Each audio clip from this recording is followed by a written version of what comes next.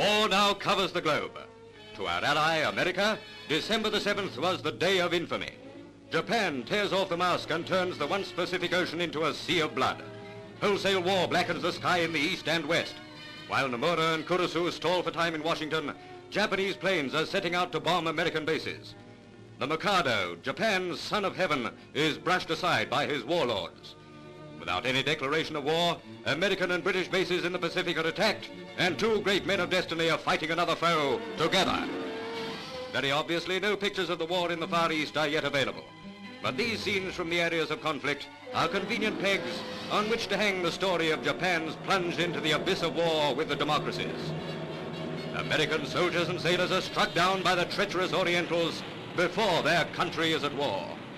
And now, well-established rule of Axis warfare.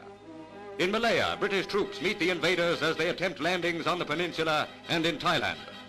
In the tropical jungles, in the Philippines, Hong Kong, Honolulu, Midway Islands, Guam, war is flaring wide across the Pacific.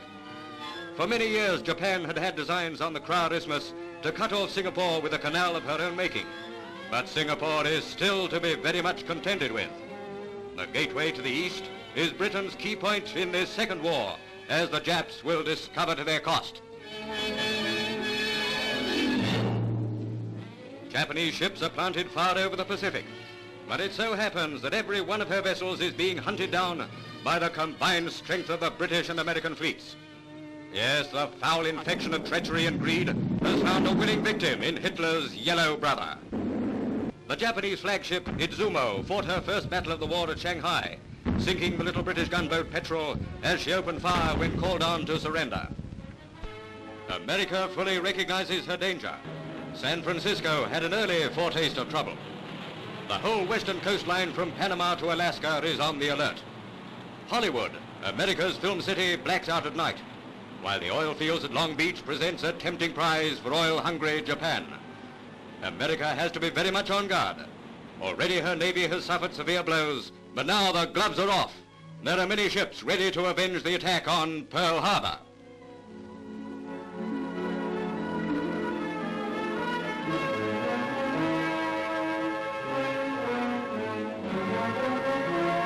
In a matter of hours, the danger of invasion has suddenly swung to the American coast.